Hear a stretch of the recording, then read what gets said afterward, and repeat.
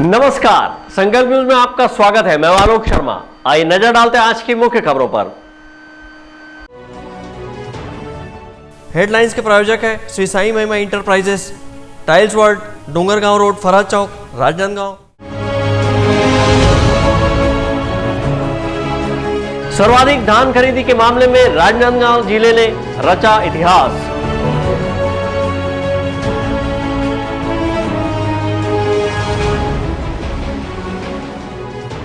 पूर्व मुख्यमंत्री डॉक्टर रमन सिंह ने पार्टी कार्यालय में ली बैठक।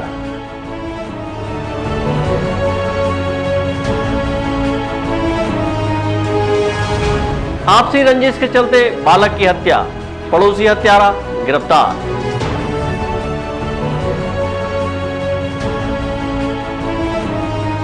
और छत्तीसगढ़ टूरिज्म बोर्ड के अध्यक्ष ने डोंगरगांव में प्रसाद योजना अंतर्गत निर्माण कार्यों का अवलोकन किया। अब खबरें विस्तार से। सर्वाधिक धान खरीदी के मामले में इस वर्ष राजनांदगांव जिले ने इतिहास रचा है और प्रदेश में प्रथम स्थान हासिल किया है। यहां 149 धान खरीदी केंद्रों के माध्यम से 100% किसानों से 82,51,272 क्विंटल धान की खरीदी की गई है। स्थानीय प्रशासन के बेहतर प्रबंधन के बल पर इस वर्ष 80 लाख क्विंटल धान खरीदी के लक्ष्य को पार करते हुए राजनांदगांव जिले ने प्रदेश में सर्वाधिक धान खरीदी के मामले में प्रथम स्थान प्राप्त किया है। जिले के 149 धान खरीदी केंद्रों के माध्यम से अपने धान की उपज बेचने के लिए 2,11,000 किसानों ने पंजीयन कराया था। वहीं 1,96,035 किसानों ने धान बेचने टोकन प्राप्त किया था। टोकन प्राप्त इन किसानों से 100% धान की खरीदी करते हुए खरीदी के लक्ष्य को पार कर 82,51,272 क्विंटल धान खरीदी की गई। इस खरीदी के आंकड़े से राजनांदगांव जिला प्रदेश में सर्वाधिक धान खरीदी के लिए प्रथम स्थान पर पहुंच गया है। धान खरीदी को लेकर जिला सहकारी केंद्रीय बैंक के सीईओ सुनील कुमार ने कहा कि टोकन प्राप्त 100% किसानों से धान खरीदी की गई है। बारिश की वजह से आए व्यवधान को देखते हुए प्रदेश सरकार के निर्देश पर एक सप्ताह अतिरिक्त धान खरीदी कर धान खरीदी के लक्ष्य को पार करते हुए प्रदेश में सर्वाधिक धान खरीदी राजनांदगांव में की गई है। जिला सहकारी केंद्रीय बैंक राजनांदगांव के अधीनस्थ 2 राजस्व जिले कार्यरत हैं, जिसमें राजनांदगांव जिले के 149 उपार्जन केंद्रों के माध्यम से कुल खरीदी हमारे ज़िले में 82,51,272 कुंटल की हुई है राजनांदगांव ज़िले में, और कबीरधाम ज़िले में 41,63,012 कुंटल की खरीदी संपन्न हुई। जिला राजनांदगांव पूरे राज्य में खरीदी के मात्रा में सब प्रथम स्थान पे आया है। राजनांदगांव ज़िले में 2,11,000 पंजीकृत कृषक थे, जिसमें से 1,96,035 किसानों ने अपना धान टोकन प्राप्त कर हमारे उपार्जन केंद्रों में विक्रय किया है। और इसमें छत्तीसगढ़ शासन के द्वारा कृषकों के हितों में जो एक सप्ताह का जो समय वृद्धि की गई थी, उसमें असामयिक वर्षा के कारण जो बाधित हुआ था खरीदी के कार्य, उसके लिए ये एक हफ्ते का वृद्धि की गई थी। और उसके कारण कृषक जो है, जिले के कृषक सुगमता से अपना धान विक्रय करने में समर्थ हो पाए। जैसा धान खरीदी नीति में निर्धारित है कि पंजीयन के उपरांत टोकन और बोई गई अनुमानित मात्रा वहाँ पे उनको उपार्जन केंद्र में इंदराज कराने के बाद उनको टोकन प्राप्त होता है। तो जितने भी कृषकों ने हमारे उपार्जन केंद्र में जाकर टोकन प्राप्त किया, समस्त कृषकों का धान क्रय किया जा चुका है। 2-3 जगह जो है छुरिया ब्लॉक में 2-3 किसानों की तकनीकी समस्याएं थीं, उसे भी जिला प्रशासन द्वारा सामयिक निराकरण करके धान खरीदी संपादित कराई है। और पूरे 28 जिलों में राजनांदगांव जिला प्रथम स्थान पर खरीदी मात्रा में आया है। भुगतान की स्थिति भुगतान का जो 1608 करोड़ का जो धान क्रय किया गया है, इसमें से 1,550 करोड़ का पेमेंट हो चुका है। और कल और परसों 2-3 दिन का भी पाइपलाइन में है, जिसे इस सप्ताह पूर्ण कर लिया जाएगा। हमारे द्वारा किसानों के खाते में राशि ट्रांसफ़र कर दी गई है और कृषक जो है 2-3 दिन में इसे प्राप्त कर लेंगे। सर, किसानों के बारदाने की भुगतान किसानों को बारदाने का भुगतान जो किसानों ने अपने बारदाने उपयोग किए थे, उनका भुगतान प्रत्येक सप्ताह प्राप्त होते ही उनके डीबीटी के माध्यम से किया जा रहा है। और सीधे खाते में बारदाने का राशि का भुगतान किया गया है। उठाव की स्थिति है? 56% का अभी तक राजनांदगांव जिले में माननीय कलेक्टर साहब के नेतृत्व में सर्वाधिक परिवहन गत 5 वर्षों में हुआ है। कुल खरीदी मात्रा का 56% धान परिवहन हो चुका है। शेष जो उपार्जन केंद्रों में शेष धान है उसके उठाव हेतु जिला स्तरीय अधिकारियों के मध्य नीति निर्धारित करके जिसे 15 मार्च तक उठाना 100% उठाव करने के।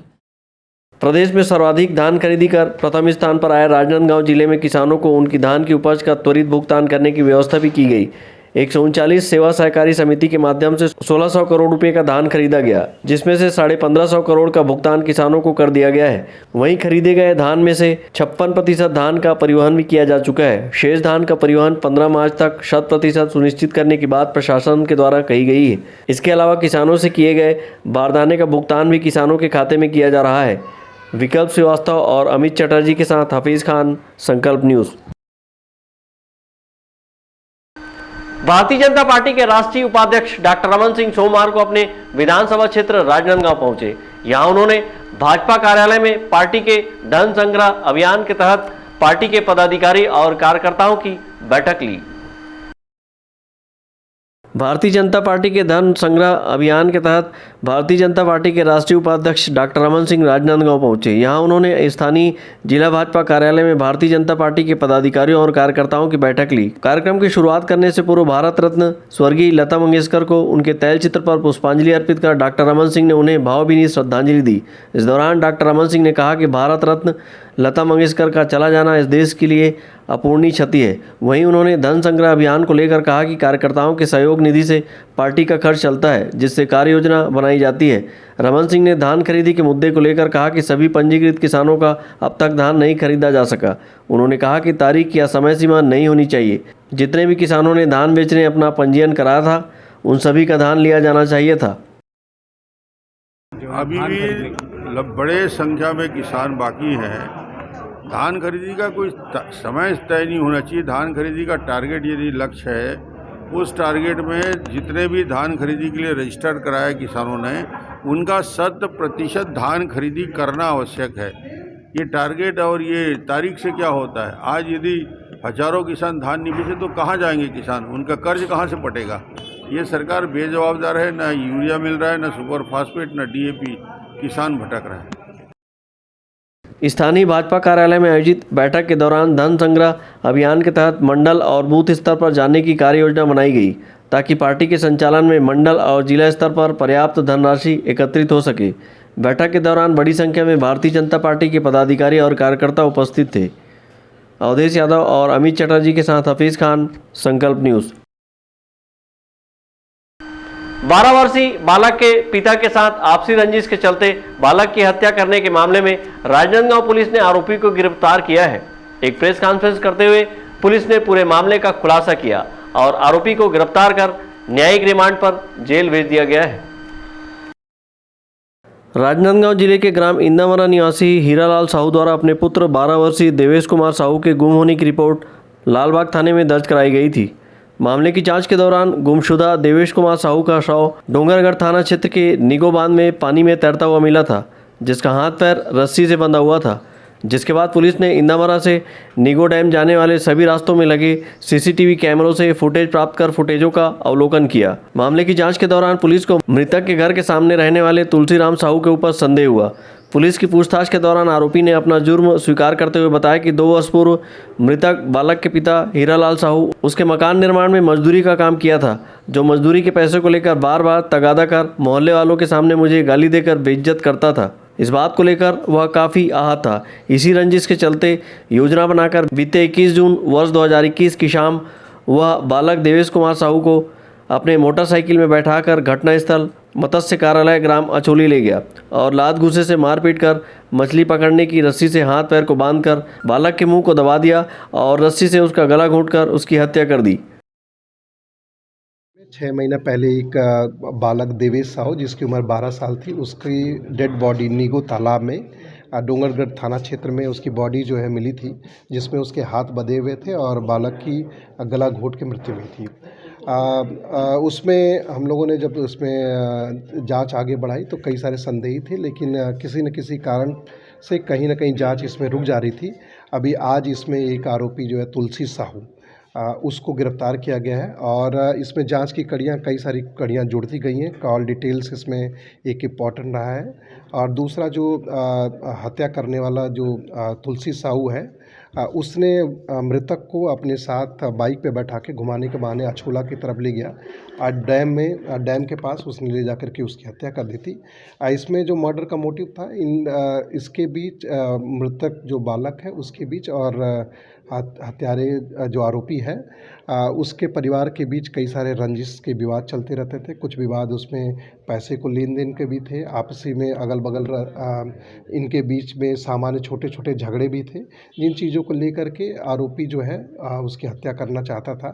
और उस दिन वो उसको धोखे से शाम 6 बजे बैठा के ले गया और वहाँ इसने इसकी हत्या की। पुलिस ने इसमें अभी आरोपी को जब गिरफ्तार किया तो उसके तस्दीक करने पे जो मृतक बालक है उसका पुराना जो कपड़ा और उसके जो हाथ बंधे थे रस्सी, वो भी उसमें बरामद कर लिया गया है। साथ साथ आज हम लोग आरोपी को 302, 364, 201 सबूत मिटाने के जुर्म के तहत इसमें गिरफ्तार करके न्यायालय के सामने पेश कर रहे हैं। घटना को अंजाम देने के बाद आरोपी तुलसीराम साहू ने बालक के शव को पत्थर से बांधकर उसे डैम में फेंक दिया। पुलिस ने आरोपी की निशानदेही पर ग्राम अछोली स्थित मत्स्य विभाग के कार्यालय के बाजू में स्थित खंडहरनुमा मकान से आरोपी द्वारा छुपा कर रखे गए मृतक के पेंट और सुतली रस्सी बरामद किया है। वहीं घटना में प्रयुक्त एक्टिवा वाहन को जब्त किया है। पुलिस ने आरोपी को गिरफ्तार कर न्यायालय में पेश किया, जहां से उसे न्यायिक रिमांड पर जेल भेज दिया गया। अवधेश यादव, अमित चटर्जी के साथ हफीज़ खान, संकल्प न्यूज़। राजनांदगांव शहर के वार्ड नंबर 1 बाबूटोला क्षेत्र में देर रात कुछ युवकों ने मिलकर एक युवक की हत्या कर दी। घटना को अंजाम देने के बाद आरोपी युवक मौके से फरार हो गए। इस मामले में पुलिस ने आरोपियों की तलाश शुरू कर दी है। राजनांदगांव शहर के चिखली पुलिस चौकी क्षेत्र के अंतर्गत वार्ड नंबर 1 बाबूटोला क्षेत्र में देर रात कुछ युवकों ने मिलकर एक युवक की हत्या कर दी। मृतक विजय खरे बाबूटोला क्षेत्र का रहने वाला था। बताया जा रहा है कि देर रात उसका विवाद 3 युवकों के साथ हुआ था। इसके बाद आरोपियों ने मिलकर उसके चेहरे पर वार करते हुए उसे मौत के घाट उतार दिया और उसका शव उसके घर के पीछे फेंक दिया। मामले की सूचना मिलने पर पुलिस मौके पर पहुंची और आरोपियों की तलाश शुरू कर दी। इस मामले में अतिरिक्त पुलिस अधीक्षक जयप्रकाश बढ़ई ने कहा कि इस मामले में कुछ संदेहियों के बारे में पता चला है, जिनकी तलाश की जा रही है। चिखली चौकी अंतर्गत ग्राम बाबूटोला में एक युवक की लाश मिली है। प्रथम दृष्टया मामला हत्या का प्रतीत हो रहा है। पुलिस के द्वारा कुछ संदिग्धों के बारे में जानकारी मिली है। पुलिस के द्वारा तफ्तीश की जा रही है। आगे विधि अनुरूप कार्रवाई की जाएगी, जो भी साक्ष्य या तथ्य आएंगे। बाबूटोला में हुए इस सनसनीखेज वारदात से लोगों में दहशत का माहौल है। आरोपियों ने मृतक विजय खरे के चेहरे पर वार कर उसे मौत के घाट उतारा है। इस मामले में पुलिस को 3 संदेहियों के बारे में सूचना मिली, जिसके आधार पर पुलिस इन संदेहियों की तलाश में जुटी हुई है। अमित चटर्जी और अवधेश यादव के साथ हफीज़ खान, संकल्प न्यूज़। अब वक्त है ब्रेक का। ब्रेक के बाद आप देखेंगे टूरिज्म बोर्ड के अध्यक्ष का डोंगरगढ़ दौरा।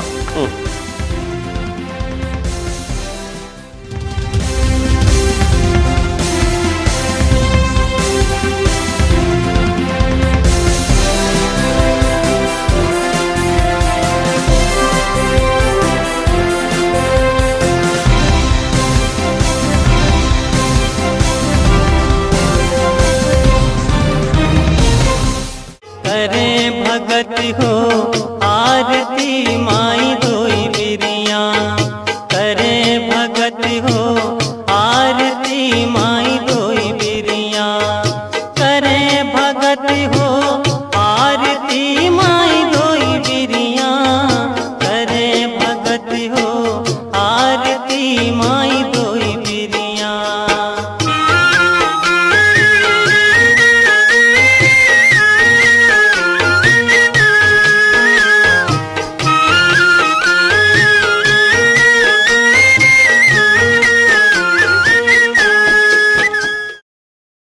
अपने घर, ऑफिस और शोरूम को दीजिए नया लुक। हमारे साथ Shri Sai Mahima enterprises tiles world, flooring, tiling और सैनिटरी वेयर का नवीनतम शोरूम, मन भावन और दिल को छू लेने वाली टाइल्स का एक्सक्लूसिव कलेक्शन, सभी ब्रांडेड कंपनियों के granite, Italian marble, designer tiles, wooden flooring के साथ ढेरों स्टाइलिश प्रोडक्ट्स, किचन सिंक और बाथरूम एक्सेसरीज की विशाल रेंज अब आपकी पहुंच में। Shri Sai Mahima enterprises tiles world and Pataka mall, Farhad chowk, Dongargaon road, Rajnandgaon. Call 9009757412 और 9994574412।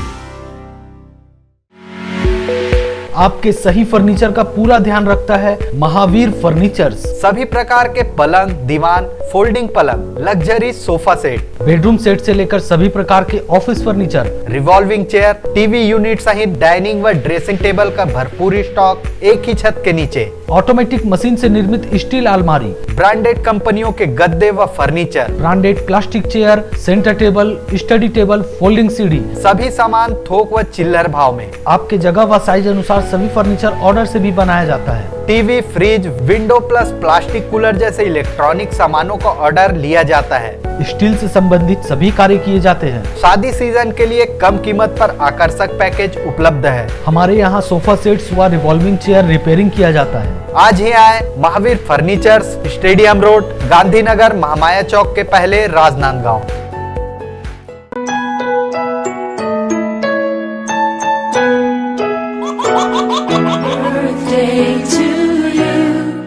आप अपने बच्चे के जन्मदिन को बनाइए खास संकल्प केबल नेटवर्क के साथ। सिर्फ 500 रुपये में 30 सेकंड का विज्ञापन हर 3 गाने के बाद, और आपको मिलेगा 1 पाउंड का केक फ्री। आप अपने बच्चे की तस्वीर हमें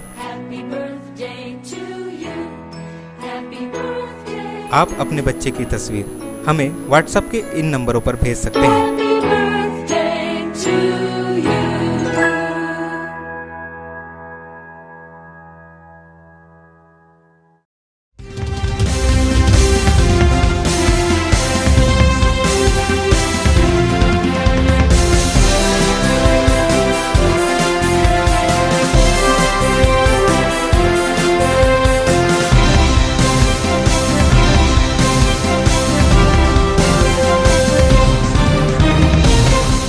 ब्रेक के बाद आपका स्वागत है।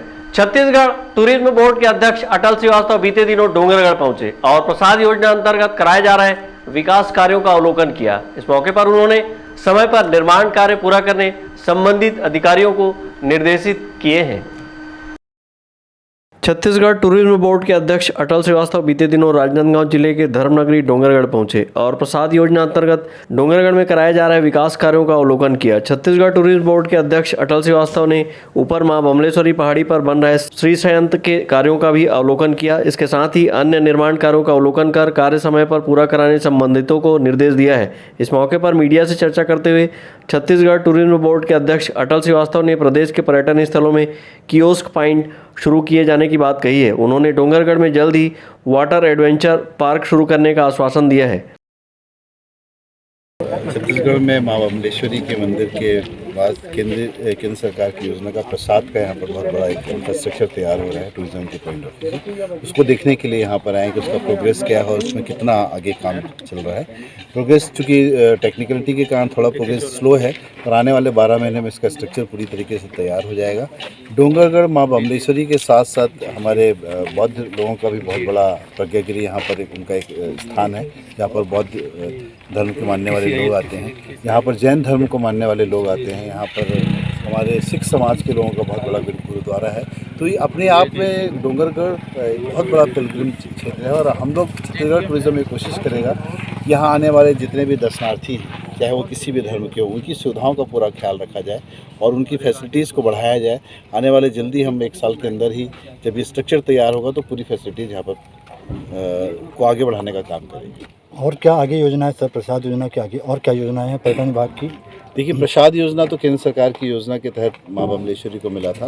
राज्य सरकार की तरफ से अभी जिस तरीके की मांग आ रही है, हमारे माननीय विधायक जी ने भी कहा है कि एडवेंचर स्पोर्ट्स है, हमारे पास आसपास में वन है, वहाँ पर हम जू या कुछ सफारी का प्रायोजन कर सकते हैं। तो इसको एक यहाँ के नगर पालिका अध्यक्ष विधायक जी के साथ बैठ के एक मास्टर प्लान तैयार किया जाएगा कि डोंगरगढ़ को छत्तीसगढ़ का बड़ा पर्यटक स्थल बनाने के लिए इसमें और क्या क्या सुविधाएं हम लोग प्रदान कर सकते हैं। जल पर्यटन को लेकर क्या सुविधाएं यहाँ पे दी जा सकती है सर? यहाँ पर पास में एक बहुत बड़ा डैम है, अभी जल्दी ही आपको 3-4 महीने के अंदर वहाँ पर वाटर स्पोर्ट्स शुरू हो जाएगा और वहाँ पर बोटिंग की सुविधा हम लोग जल्दी शुरू करवाएंगे। केंद्र सरकार ने धार्मिक पर्यटन स्थल को विकसित करने प्रसाद योजना अंतर्गत 600 करोड़ रुपए की कार्य योजना तैयार की है और देश के 26 धार्मिक स्थलों को प्रसाद योजना से जोड़ा है। प्रसाद योजना में केंद्र सरकार ने डोंगरगढ़ को भी शामिल किया है। डोंगरगढ़ में प्रसाद योजना अंतर्गत पहले फेज का निर्माण कार्य प्रगति पर है। डोंगरगढ़ से सचिन जामुलकर, संकल्प न्यूज। राजनांदगांव शहर के हल्दी में बच्चों ने मातृ पितृ पूजन दिवस मनाकर अनूठी मिसाल पेश की है। कार्यक्रम का आयोजन बाल संस्कार केंद्र एवं योग वेदांत सेवा समिति के संयुक्त तत्वाधान में किया गया। इस मौके पर जहां बच्चों ने माता पिता की पूजा की, वहीं अभिभावकों ने उनके उज्जवल भविष्य के लिए आशीर्वाद दिया। बच्चों ने माता पिता के चरण धोए, उन पर पुष्प वर्षा की और फिर तिलक लगाकर उनकी आरती उतारी। इस भावुक पल में कई माता पिता अपनी खुशियों का इजहार अपने नम आंखों से किया और बच्चों को लंबी उम्र सहित उज्जवल भविष्य का आशीर्वाद दिया। मौका था राजनांदगांव जिले के ग्राम हल्दी में आयोजित मातृ पितृ दिवस कार्यक्रम का। बच्चों में संस्कार पैदा करने के उद्देश्य से राजनांदगांव जिले के बाल संस्कार केंद्र और योग वेदांत समिति के संयुक्त तत्वाधान में ग्राम हल्दी में मातृ पितृ दिवस का आयोजन किया गया था। इस मौके पर योग वेदांत समिति के सदस्य संजय साहू ने बताया कि भारतीय संस्कृति को सहेजने एवं बच्चों में माता पिता के प्रति आदर सम्मान पैदा करने के उद्देश्य से मातृ पितृ दिवस का आयोजन किया गया। ये भारतीय संस्कृति हमारी बहुत प्राचीन संस्कृति है। प्राचीन संस्कृति भारतीय संस्कृति में हमेशा माता पिता का आदर करना सीखा है। मातृ पितृ देवतुल्य है। हमारे शास्त्रों में आता है मातृ देवो भव, पितृ देवो भव, आचार्य देवो भव। ये परंपरा सदियों काल से चली आ रही है, पर आज पाश्चात्य कल्चर में धीरे धीरे यहाँ के युवा अंधाकरण में फंसकर जगह जगह अपने माताओं पिताओं के लिए वृद्धाश्रम खोल रहे हैं, माता पिता का आदर करना भूल रहे हैं। इसका परिणाम यही है कि आज वृद्धाश्रम जगह जगह खोल रहे हैं। तो हमारे भारत की संस्कृति में रहने वाले हमारे भारत के युवा बच्चे अपनी संस्कृति को फिर से अपनाएं और वृद्धाश्रम में जो उनके माता पिता रहते हैं उन्हें ससम्मान आदर से अपने घरों में लाकर उनकी सेवा करें, उनकी जतन करें, उनकी देखभाल करें। इसलिए इस परंपराओं को पुनः रूप से चालू करने के लिए मातृ पितृ पूजन की शुरुआत की गई है। संतों महापुरुषों ने आह्वान किया है कि मातृ पितृ पूजन दिवस घर घर में हो, पूरी भारतीय संस्कृति में हो, हर चौक चौराहों पे हो। इसलिए आज हम बहुत ही प्रेम भाव से 14 फरवरी के निमित्त आज मातृ पितृ पूजन दिवस मनाया, जिसमें काफ़ी लोग सम्मिलित हुए हैं और यह पूजन कार्य शासन के गाइडलाइन के अनुरूप कोरोना के नियमों का पालन करते हुए किया है। मातृ पितृ दिवस के मौके पर बच्चों ने अपने माता पिता को देवता तुल्य मानते हुए वैदिक मंत्रोच्चार के साथ पूरे विधि विधान के साथ उनका पूजा अर्चना कर आशीर्वाद प्राप्त किया। इस मौके पर बच्चों ने अपने माता पिता के चरण धोए, पुष्प वर्षा कर आरती उतारी और माता पिता का आशीर्वाद लिया।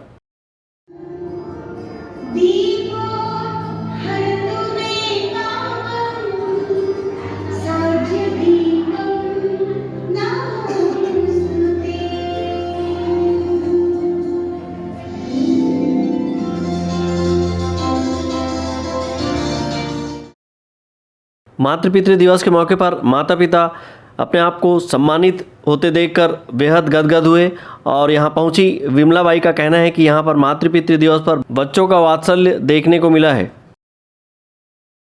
जैसे कृष्ण जी को यशोदा मैया करती थी और लगता था, वही वात्सल्य आज हल्दी ग्राम में हुआ और वही ममता वही वात्सल्य सब बेटों के लिए एक माँ का आशीर्वाद है कि मेरे हल्दी के पूरे बच्चे जितने बेटे बेटियाँ हैं सब कृष्ण बन के नंदगर शोभा पाए और घर घर माखन खाए, यही मेरी अभिलाषा है। और यहाँ जितने भी बच्चे हैं सब मुझे मम्मी ही कहते हैं और मैं सबकी माँ हूँ, ऐसा मेरा वात्सल्य है यहाँ पर।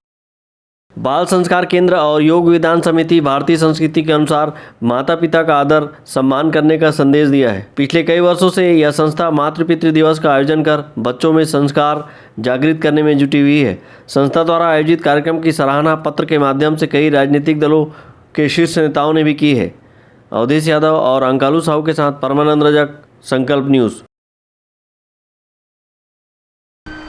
राजनांदगांव जिले के डोंगरगढ़ में एक गरिमामय कार्यक्रम आयोजित कर कथाकार एवं साहित्यकार परदेसी राम वर्मा द्वारा लिखित पुस्तक जाल लेकर उड़ जाने का हौसला का विमोचन किया गया। इस मौके पर साहित्य से जुड़े लोग बड़ी संख्या में शामिल हुए। राजनांदगांव जिले के डोंगरगढ़ में एक गरिमामय कार्यक्रम आयोजित कर छत्तीसगढ़ के कथाकार एवं साहित्यकार परदेसी राम वर्मा द्वारा लिखित जाल लेकर उड़ जाने का हौसला नामक किताब का विमोचन किया गया। किताब जाल लेकर उड़ जाने का हौसला शोभाराम बघेल के संघर्षपूर्ण जीवन और उनके उपलब्धि पर केंद्रित है। किताब में प्रमुख रूप से राजनीतिक, सामाजिक, साहित्यिक, सांस्कृतिक, पारिवारिक व उनके अनुभवों को चरितार्थ किया गया है। शोभाराम बघेल डोंगरगढ़ के विधायक भुवनेश्वर बघेल के पिता हैं। कथाकार एवं साहित्यकार परदेसी राम वर्मा ने छत्तीसगढ़ के सिरमौर व्यक्तियों एवं गणमान्य नागरिकों के जीवन पर आधारित कई काव्य एवं गद्य रचना लिखी है और प्रकाशित हुई है। उन्हें देवदास बंजारे की जीवनी आरूख फूल के लिए माधवराव सप्रे अवार्ड से नवाजा गया है। इस मौके पर शोभाराम बघेल ने कहा कि इस किताब से युवा पीढ़ी को आगे बढ़ने की प्रेरणा मिलेगी। देखिए, हमारे वक्ता साथियों ने बहुत सारी बातें कही हैं कि जो खड़ा है, जो पढ़ा है वही खड़ा है और जो खड़ा है वही आगे बढ़ा है। इस पुस्तक को पढ़ करके लोगों को प्रेरणा लेकर आगे बढ़ना चाहिए। जैसे हमारी बेटी जिन्होंने सुरेखा ने कहा कि भाई एक रोटी कम खाओ लेकिन अपने बच्चों को ज़रूर आगे पढ़ाओ, क्योंकि पढ़ने से ही आपको आपके दिमाग में प्रश्न करने का क्यों, क्या और कैसे को सोचने और समझने का मौका मिलता है। तो हमारा तो यही उद्देश्य है और आगे जब भी जीवन रहेगा हम लोगों को हमेशा प्रेरित करते रहेंगे। और आज का ये आयोजन जो है, आकाश दिया के जो संपादक हैं डॉक्टर परदेसी राम वर्मा जी, ये किताब के संपादक भी हैं, प्रेरणा स्रोत भी हैं। क्योंकि कई साथियों ने मुझे बहुत दिनों से बोल रहे थे कि भाई आप अपने जीवन, संघर्षपूर्ण जीवन का पर कुछ लिखिए। तो मैंने इनसे सलाह मशविरा किया और इन्होंने भी प्रेरित किया कि भाई नहीं तो ज़रूर लिखो, आपको हम मदद करेंगे, संपादन मैं करूँगा, ऐसा इन्होंने कहा। तो हमको और बल मिला। तो फिर जून से लिखना चालू किए, अगस्त तक लिखे। मैंने अपना जो भी जानकारी मेरे दिमाग में रही, बहुत सारे तो उसमें छूट गए हैं, नहीं हो पाया है। आने वाले समय में वो भी उसमें आएगा उस किताब में। लेकिन संपादक महोदय को एक किताब का जो श्रेय है इन्हीं साथियों को जाता है। आपको पढ़िए, उसमें जो भी प्रेरक प्रसंग है उसके लिए लोगों को आगे आ करके प्रेरणा प्राप्त करके आगे बढ़ना चाहिए। सर, मैं इन्हीं बातों को उसमें रेखांकित किया हूँ। कितने भी तकलीफ आए आदमी को पीछे नहीं रहना चाहिए, आगे बढ़ने की कोशिश करना चाहिए। इस अवसर पर वरिष्ठ साहित्यकार परदेसी राम वर्मा ने बताया कि इस पुस्तक के जरिए शोभाराम बघेल के जीवन के संघर्ष को बताने का प्रयास किया गया है। मेरा लेखकी जीवन 60 साल का है। 60 साल से निरंतर लिख रहा हूँ। मेरी किताबें एमए में चलती हैं, 10वीं क्लास में चलती हैं। मैंने जीवन भर छत्तीसगढ़ के यश को किस तरह से दुनिया जाने ये प्रयास किया है।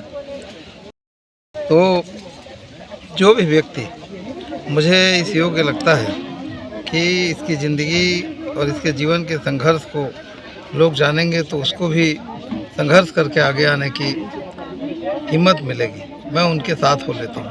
इसके पहले मेरी एक किताब आई थी आरूख फूल, जो देवदास बंजारे के जीवन पर है और उसको मध्य प्रदेश शासन का 99 में पुरस्कार मिला।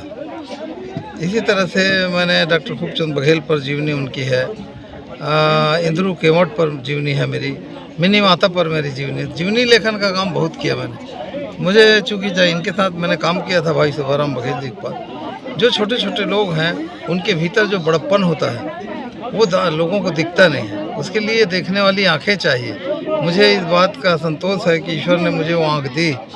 लिखना भी मुझको आता है और देखना भी मुझको आता है। दोनों बातें एक साथ जब आएंगी तब आदमी किसी के व्यक्तित्व को समझ पाएगा।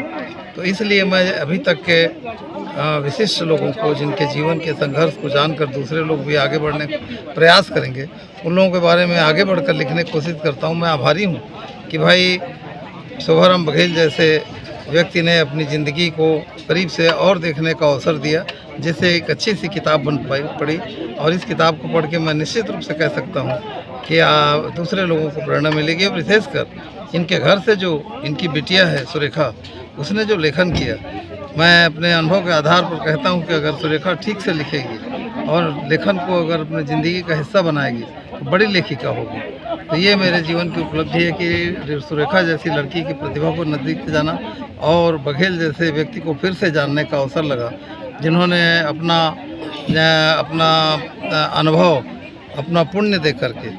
अक्सर लोग दूसरे से जवानी मांग लेते हैं। याति एक ऐसा राजा हुआ है जिसने अपने बेटे से जवानी मांग ली, और ये एक ऐसा राजा शोभाराम बघेल जिसने अपनी जवानी अपने बेटे को दे दी। मैं इसलिए इनको बधाई देती हुए किताब में लिख करके, ऐसी किताबें मैं लिखता रहूं, उसके लिए ईश्वर मुझे समय दे, यही कामना है। और सबको बधाई देती हूँ। किताब विमोचन का कार्यक्रम डोंगरगढ़ के पुराने रेस्ट हाउस में आयोजित किया गया था। इस मौके पर साहित्य जगत के लेखक, साहित्यकार, व्यंग्यकार, वरिष्ठ पत्रकार उपस्थित थे। डोंगरगढ़ से सचिन जामुलकर, संकल्प न्यूज़।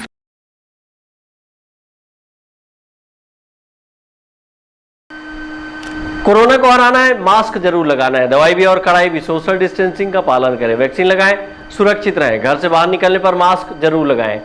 आज की खबरों में बस इतना ही। हमें दीजिए इजाजत। नमस्कार।